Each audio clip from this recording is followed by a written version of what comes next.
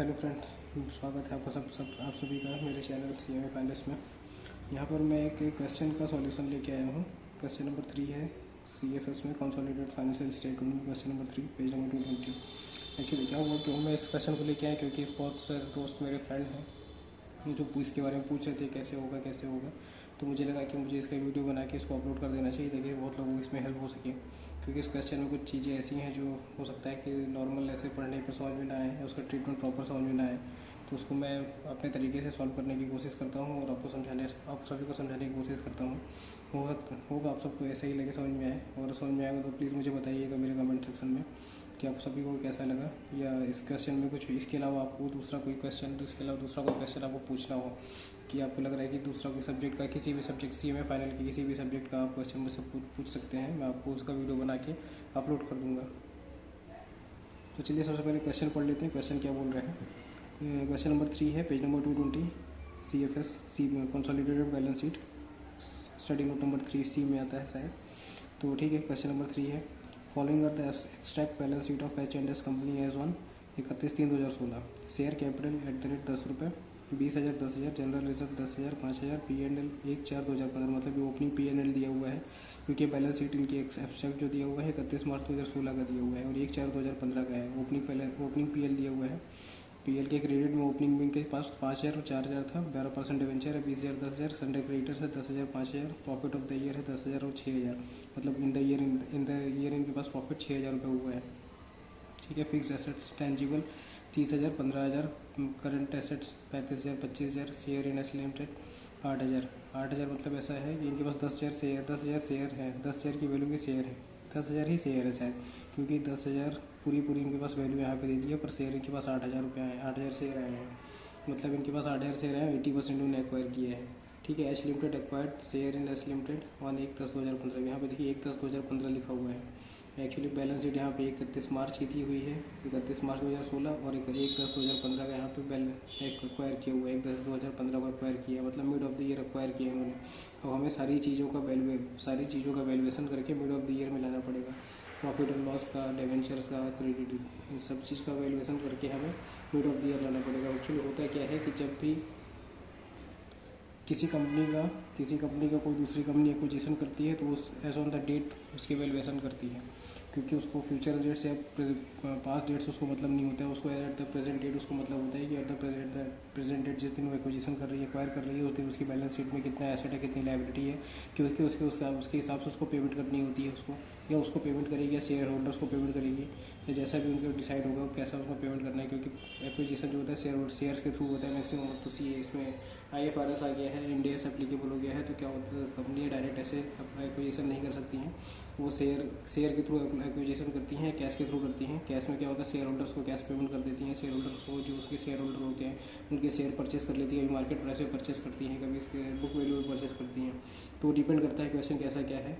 इस क्वेश्चन में तो उन्होंने कुछ नहीं बोला ऐसा कि क्या है, उन्होंने सिंपल सा लिख दिया हुआ शेयर इन एस लिमिटेड 8,000 और उसकी वैल्यू दी थी 10,000 रुपये। और मिड ऑफ द ईयर उन्होंने बैलेंस दिया हुआ है, प्रॉफिट एंड लॉस का, जनरल रिजर्व का ओपनिंग बैलेंस दिया हुआ है। और एक इसमें एक पॉइंट ये दिया हुआ है, 2,000 रुपये के गुड्स इनके लॉस्ट हो गए, डिस्ट्रॉय हुए हैं on account of the fire, June 2015। मतलब एक्विजिशन कब हुआ है, 1/10/2015 को, और ये लॉस्ट कब हुआ है, 1 जून 2015 को। और इसमें एक और चीज़ लिखी हुई है, हम इसको नहीं ध्यान देते अगर इसमें नहीं लिखा होता तो, क्योंकि इसमें लिखा हुआ है the loss has been charge to the profit and loss account of the year. इस ईयर के प्रॉफिट एंड लॉस पे इसको चार्ज किया गया है। मतलब ये जो प्रॉफिट एंड लॉस 6,000 रुपये इनका है, इसमें चार्ज हो चुका है पहले से, इन्होंने चार्ज करके रखा, मतलब 2,000 रुपये से कम को प्रॉफिट उन्होंने शो किया हुआ है। ठीक है। तो क्योंकि अब 2,000 रुपये से कम को प्रॉफिट किया शो किया है, तो हमें डेट ऑफ एक्विजिशन में सारी बैलेंस शीट उनको लाने हैं, सारे बैलेंस प्रॉपर फिगर में दिखाने हैं। तो हम उसके हिसाब से ये डेट ऑफ एक्विजिशन पे सबसे पहले हम प्रॉफिट एंड लॉस निकालने की कोशिश करते हैं, क्योंकि इस डेट में प्रॉफिट एंड लॉस निकलेगा। उसके बाद से हम इक्विटी निकालेंगे, इक्विटी के बाद अदर कैपिटल निकालेंगे, उसके बाद से उनकी वैल्यूएशन कर पाएंगे, ताकि हम उसका गुडविल और NCI कैलकुलेट कर सकें आगे की बैलेंस शीट बनाने के लिए। तो ठीक है, सबसे पहले हम इसका प्रॉफिट कैलकुलेट करते हैं। ठीक है, इसको मैं चालू करता हूँ। क्वेश्चन नंबर 3, अभी यहाँ पे ओपनिंग प्रॉफिट, इसको मैं हेडिंग डाल देता हूँ, calculation of retained earning, calculation of retained earning. ठीक है। ओपनिंग प्रॉफिट इनका 4,000 दिए हुए है और 6,000 ड्यूरिंग द ईयर है। और तो 4,000 और 6,000 तो 10,000 इनका क्लोजिंग आना चाहिए था। क्लोजिंग एक्चुअली इसमें है नहीं क्योंकि इन्होंने प्रॉफिट ऑफ द ईयर दिया हुआ है। प्रॉफिट ऑफ द ईयर इन्होंने प्रॉफिट ऑफ द ईयर दिया हुआ है और ओपनिंग दिया हुआ है, तो 10,000 रुपये का क्लोजिंग प्रॉफिट एंड लॉस आना चाहिए था, जो कि बैलेंस शीट में आता, पर इन्होंने बैलेंस शीट दी नहीं है, एब्स्ट्रैक्ट किया हुआ है सर। ठीक है, हमने ये लिख लिया। उसके बाद फिर यहाँ पे एक है दूसरा चीज़, यहाँ पे जनरल रिज़र्व 4,000, जनरल रिज़र्व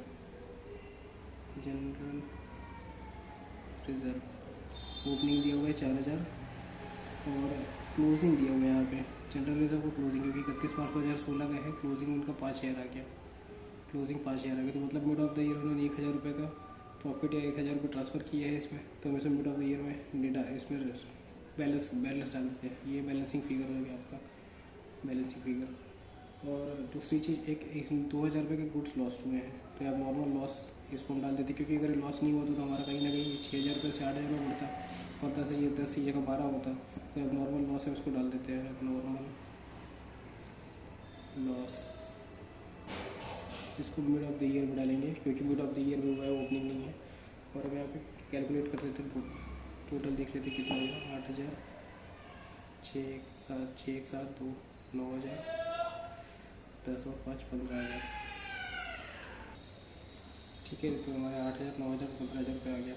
अब हमें क्या करना है, इस 9,000 रुपये को टाइम एडजस्टमेंट में करना है। मतलब कि जैसे कि अभी कंपनी एच लिमिटेड जो है वो सारी चीज़ें इस डेट पे वैल्यू करेगी, इस डेट पे वैल्यू करेगी, तो हमें क्या करना है, इस 9,000 रुपये को टाइम एडजस्टमेंट में डालना है। टाइम एडजस्टमेंट मतलब 6 महीने, जैसे 1/10 को इन्होंने एक्वायर किया है और ये बैलेंस शीट थी 31 मार्च 2016 की, तो हम सारी चीज़ें 31/10 में लेके आएंगे। तो इसमें 31/10 में लाने का मतलब क्या हो रहा है, 6 महीने हम उसको पीछे लेके आएंगे। 6 महीने पीछे लाने का मतलब उसको 6 महीने इसको 2 पार्ट में डिवाइड कर देंगे।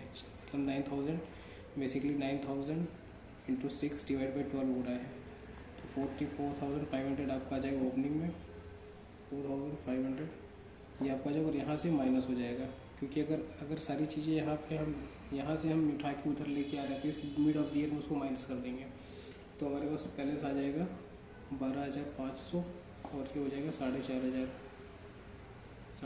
अब क्या हो रहा है, अब एक्चुअल में अब नॉर्मल लॉस हो चुका है, तो अब नॉर्मल लॉस हमें यहाँ पे माइनस करना पड़ेगा, क्योंकि जिस दिन पे वैल्यूएशन होगा उस दिन पे वैल्यूएशन करने के टाइम पे तो लॉस हो चुका है वो, तो उसको हमें वहाँ पे माइनस करना पड़ेगा।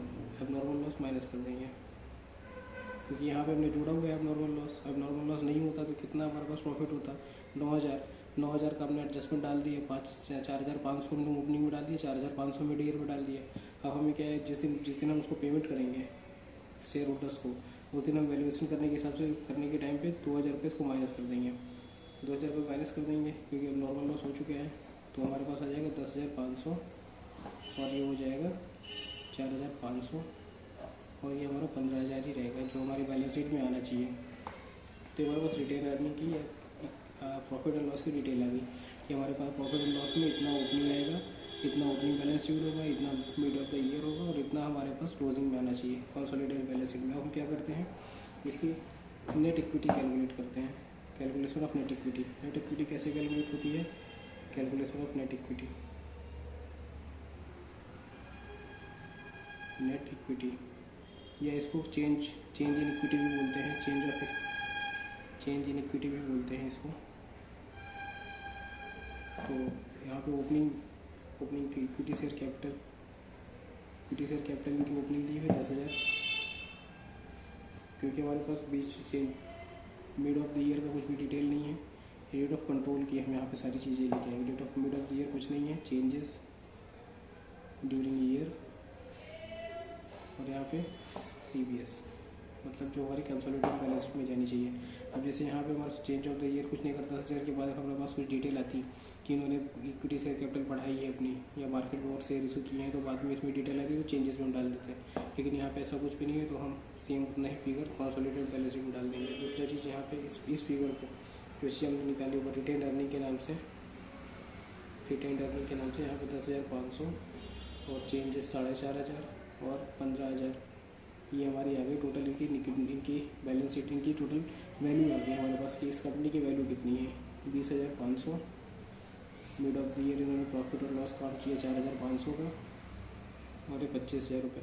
टोटल कंसोलिडेटेड बैलेंस शीट में हमारे पास एस लिमिटेड की वैल्यू जो होगी 25,000 होगी, जिसका ओपनिंग हमारे पास 20,500 है और 4,500 इनकी मिड ऑफ द ईयर काम किया, 25,000 को ट्रांसफ़र कर दिया।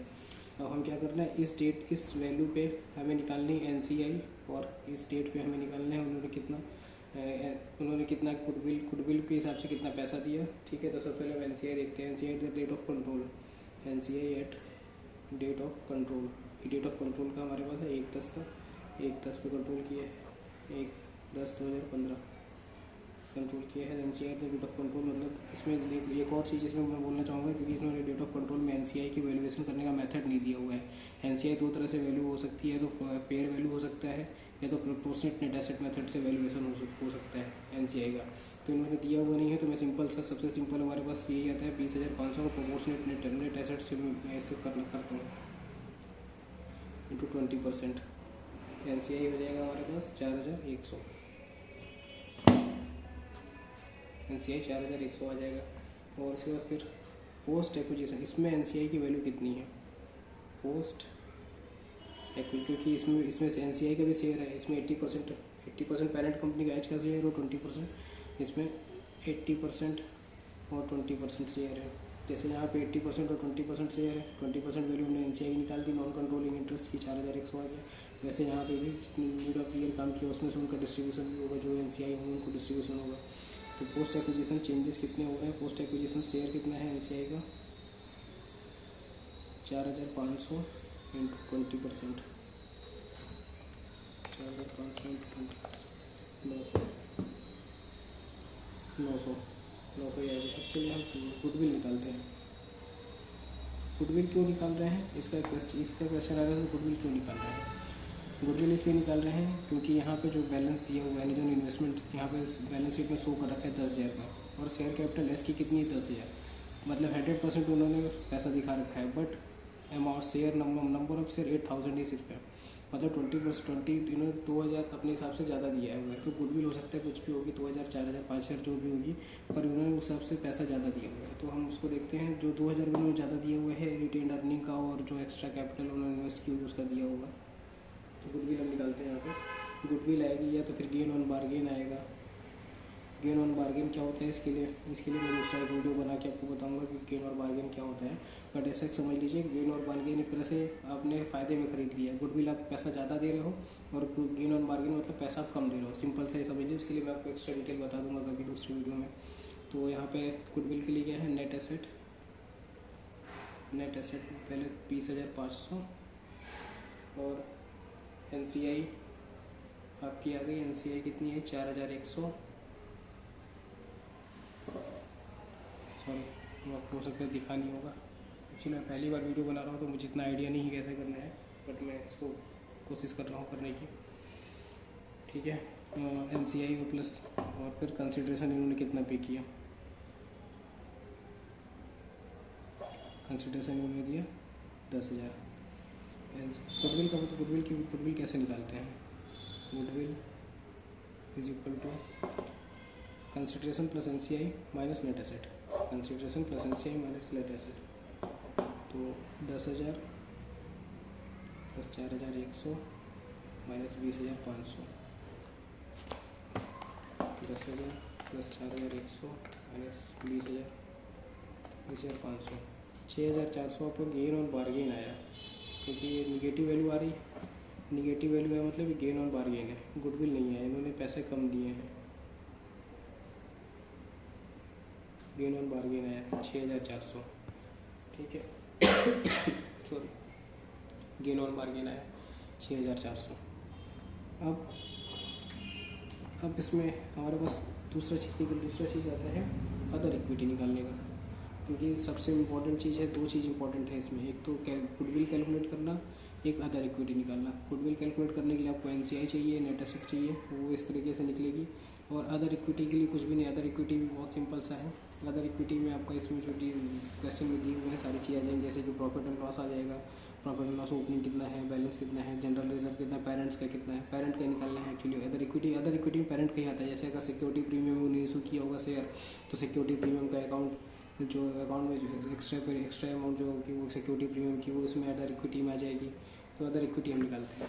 अदर इक्विटी कैसे कैलकुलेट होगी? Other equity parent company means H.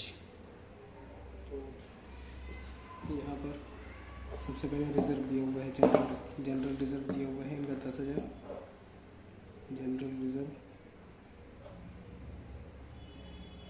10,000 general reserve दिया हुआ है। उसके बाद profit during the year 10,000 profit during the year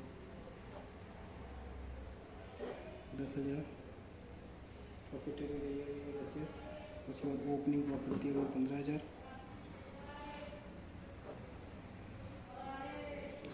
5,000 दिया हुआ ओपनिंग प्रॉफिट 5,000। उसके बाद और कुछ भी नहीं है इसमें, उसके बाद और कुछ भी नहीं है। उसके बाद फिर हमारे पास ही गेन ऑन बार्गेन आ जाएगा,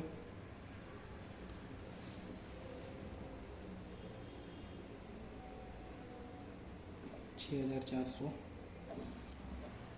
ये टोटल हमारे पास कितना हो गया? 10,000 प्लस 10,000 प्लस 5,000 6,400, 31,400 आ गया।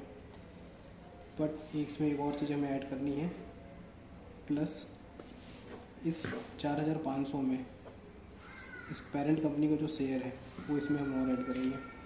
तो 4,500 इंटू 80%, 3,600 इज इक्वल टू हो गया plus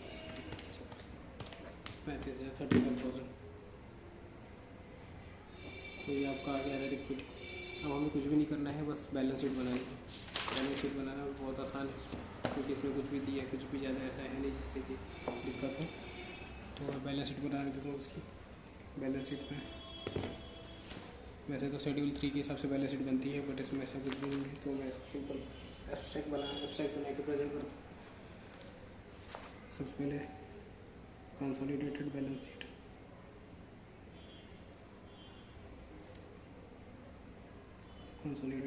sheet, H and S. तो सबसे पहले आता है एसेट आता है। एसेट में नॉन करेंट एसेट आता है और उसमें फिर करेंट एसेट आता है, बट इसमें मैं साथ में ही कर देता हूँ एसेट, करेंट एसेट डाल देता हूँ। Fix asset, non current asset 30,000, 15,000, 45,000 होता है, 45,000। उसके बाद करंट एसेट 35,000 और 25,000, 35,000 प्लस 25,000 60,000।